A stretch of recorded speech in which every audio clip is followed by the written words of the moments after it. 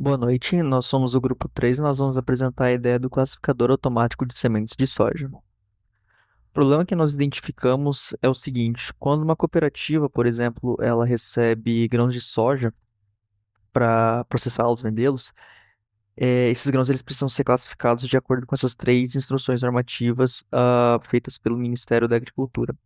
E hoje esse processo ele é feito por um classificador e muitas vezes ele é manual. Então, o nosso projeto ele vem justamente para tentar automatizar algumas partes desse processo que nós vamos explicar daqui para frente. Sobre as métricas, a classificação ela basicamente serve para determinar a identidade e qualidade do produto. Isso é estabelecido pelo Ministério da Agricultura. E você pode classificar então uma amostra em grupos. O grupo 1 é destinado ao consumo in natura e o grupo 2 é destinado a outros usos. Sobre as classes da sua amostra, você pode ter uma classe amarela ou misturada. Sobre as manchas, você pode ter manchas púrpura ou manchas do tipo café, né? As manchas não caracterizam defeitos diretamente, mas isso são métricas que devem ser colocadas no relatório de classificação. E por fim, você tem os defeitos graves e os defeitos leves.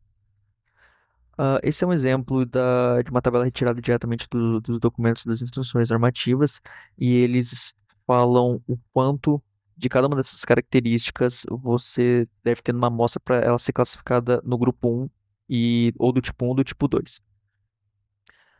Aqui é outro exemplo, agora são sementes do grupo 2 e você só tem o padrão básico. A umidade nas amostras, além das características das sementes, a amostra também ela deve ter um percentual máximo de 14% de umidade. Sobre as delimitações do projeto, a espécie que nós iremos trabalhar é a Glycine Max, e as sementes utilizadas para o teste elas serão compradas de um produtor de soja lá de Campo Mourão, Paraná. Ainda falando um pouco das instruções normativas, elas estabelecem limites máximos na amostra de, por exemplo, presença acidental de partículas de origem vegetal com toxicidade desconhecida. Isso faz que, por exemplo, a semente mude de cor. Grãos mofados, 6%. Presença de insetos mortos. Então, a norma também regulamenta isso daí. Sementes fora do tipo. Então, se as sementes daquela amostra elas não são do tipo 1, nem do grupo 1, nem do grupo 2, você tem sementes fora de tipo. E também você ainda tem os critérios para desclassificar uma amostra. Por exemplo, uma amostra que está em mau estado de conservação, uma amostra que possui odor estranho, etc. Aqui, a, a norma também determina o número mínimo de pontos a serem amostrados dentro de um lote. Então, se o lote, por exemplo, tem 15 toneladas, são 5 o número de pontos. Então, explicada a norma, nosso grupo decidiu o que nós iremos fazer e o que nós não iremos fazer dentro desse processo. Então, o sistema ele vai classificar sementes em boas e ruins. Um ponto aqui, como mostrado anteriormente, as sementes elas podem possuir defeitos como o grão xoxo, o grão quebrado, o grão mofado. Então, todas essas características que nós classificamos como ruim, elas serão dessa classe de sementes ruins. E todas as outras serão sementes boas. O sistema também ele vai classificar as amostras de acordo com os grupos. Agora, o que o sistema não irá fazer? Ele não vai classificar manchas nas sementes, não vai identificar também a classe das sementes, que seriam as cores. Ele não vai identificar os defeitos específicos de cada semente, como, por exemplo, essa questão já do grão xoxo, do grão quebrado. O sistema ele não vai medir a umidade relativa da amostra, ele não vai identificar matérias estranhas na amostra e também não vai identificar os critérios de desclassificação na amostra. Então, esse é o exemplo do relatório que é gerado ao final da classificação, ele é preenchido pelo classificador. Então, como a nossa proposta é simplesmente agrupar todo esse grupo aqui em sementes ruins, essa seção aqui ela seria simplificada. O restante será mantido como os dados da amostra, a procedência, o lote, o peso, que também é uma coisa que nós vamos fazer, e vou explicar ali para frente. Muito bem. Então, o que nosso projeto, qual que é a arquitetura do projeto que foi pensada até o momento? Então, nós vamos utilizar um Raspberry Pi para fornecer uma rede Wi-Fi para o usuário poder se conectar ela com o computador, com o celular, para interagir com o sistema.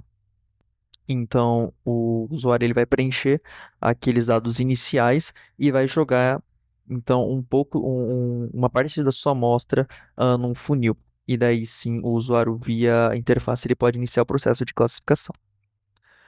Então, essa aqui é uma visão geral do sistema. Então, os grãos uma vez os grãos sendo despejados naquele funil, eles vão ser jogados aqui numa peneira de 3 milímetros. E através de motores de vibração, a gente vai chacoalhar essa amostra durante 30 segundos e as matérias e as partículas estranhas que caírem aqui serão pesadas. Isso é de acordo com a norma. O que sobrar na superfície da peneira serão as sementes que vão ser classificadas.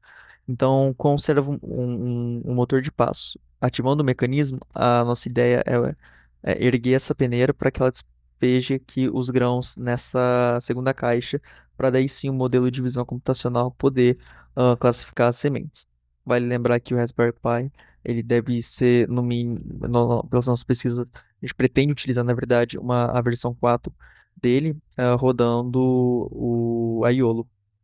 E o nosso modelo, nós pretendemos também, aliás, nós vamos treinar com o saco de soja que nós vamos comprar. Embaixo das caixas, a gente tem células de carga que são ligadas aqui no módulo HX 711 para determinar o peso e também acelerômetro para saber se ela está nivelada. Todos esses sensores e atuadores eles serão ligados num ESP32 para fazer o controle e a leitura dos dados. O mecanismo que foi citado anteriormente, ele foi pensado da seguinte maneira: ah, uma engrenagem impressa em 3D, ela vai ser acoplada a um pedaço de madeira ou de outro material dentado e eles vão ser acoplados ao eixo do motor. Então, em um sentido, a gente ergue a peneira, em outro sentido, nós abaixamos a peneira. Essa foi a nossa ideia proposta até o momento, e é isto.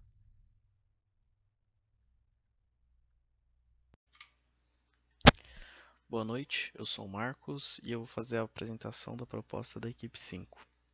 Bom, a ideia que a gente teve foi em torno de máquinas de vendas.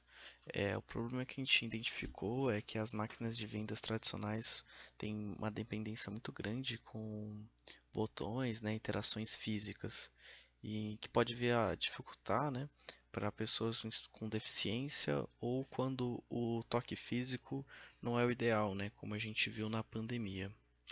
É a solução que a gente teve foi fazer uma máquina controlada por voz e que ela também vai sintetizar uma voz para te auxiliar, né? Em questão de hardware envolvido, a gente estava pensando em usar um servomotor e um motor de passos para garantir o funcionamento da vending machine. Então, o servomotor vai ajudar no dispenser dos produtos, enquanto o motor de passo vai garantir o funcionamento do elevador para chegar até o produto, enquanto o Raspberry vai fazer o processamento da voz que vai vir do microfone e garantir o feedback pelo alto-falante. O display LCD vai ser para o pagamento via QR Code ou Pix ou coisa do tipo. Em relação aos softwares envolvidos, a gente estava pensando em fazer uma API de pagamento com a Stripe. E o reconhecimento de voz tem a biblioteca do Whisper, né, que tem interface com Python. E não basta a gente reconhecer a voz do usuário, né, saber o que ele está dizendo, a gente também precisa ter uma interface de comandos, né, sobre como que a gente vai tratar os protocolos, depois que a gente reconhecer o que ele falou, o que a gente vai fazer, né. E a Minecraft AI, ela tem uma biblioteca Mimic 3, que garante a síntese de voz, né, que é bem legal de usar. Bom, as delimitações do projeto é que o sistema tem que receber pagamentos, ele tem que garantir que o item vai cair na bandeja, ele tem que receber comandos por voz e todo esse processo tem que ser por voz, né? E também ele faltou colocar aí que ele tem que dar o feedback também por voz, né? E é isso.